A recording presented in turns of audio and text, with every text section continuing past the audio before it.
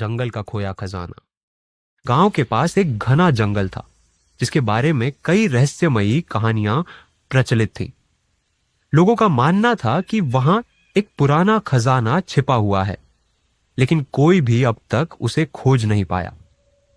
समायरा और अमायरा दो सबसे अच्छी दोस्त इस जंगल के पास रहती थी। समायरा साहसी और निडर थी, जबकि अमायरा चतुर और समझदार।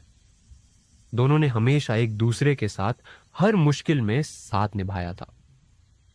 एक दिन समायरा ने कहा, अमायरा, क्या तुम्हें याद है बचपन का वादा? अब समय आ गया है जंगल की खोज करने का। अमायरा थोड़ी डरी, लेकिन दोस्ती की खातिर उसने हाँ कर दी। जैसे ही वे जंगल में घुसी, अजीब आवाजें सुनाई देने लगी। चारों ओर ऊंचे ऊंचे पेड़ और लताओं से ढके रास्ते थे। हल्की धुंध फैली थी, जिससे जंगल और भी डरावना लग रहा था। रास्ते में उन्होंने कुछ अजीब निशान देखे। दीवारों पर रहस्यमयी चित्रकारी और जमीन पर किसी खजाने की ओर इशारा करते संकेत। कई घंटों की खोज के बाद उन्हें एक पुराना खंडहर मिला। दीवारों पर लताएं थीं और दरवाजे टूटे पड़े थे। अमायरा ने उत्साहित होकर कहा, यही वह जगह है।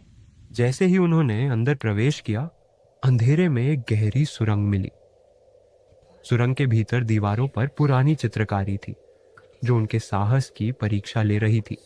सुरंग के अंत में एक चमकता हुआ तालाब मिला, जिसके पानी के नीचे एक रहस्यमयी तिजोरी थी। सीमा ने कहा, क्या ये असली खजाना है?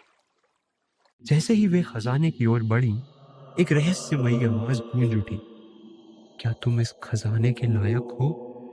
ये खजाने की रखवाली करने वाली आत्मा थी। आत्मा ने पूछा, दोस्ती का असली मतलब क्या है? समायरा ने उत्तर दिया, दोस्ती वह होती है जो हमें हर परिस्थिति में साथ रखे, चाहे कैसी भी मुश्किल आए। आत्मा मुस्कुराई और बोली, तुमने सही उत्तर दिया, यह खजाना तुम्हारा है।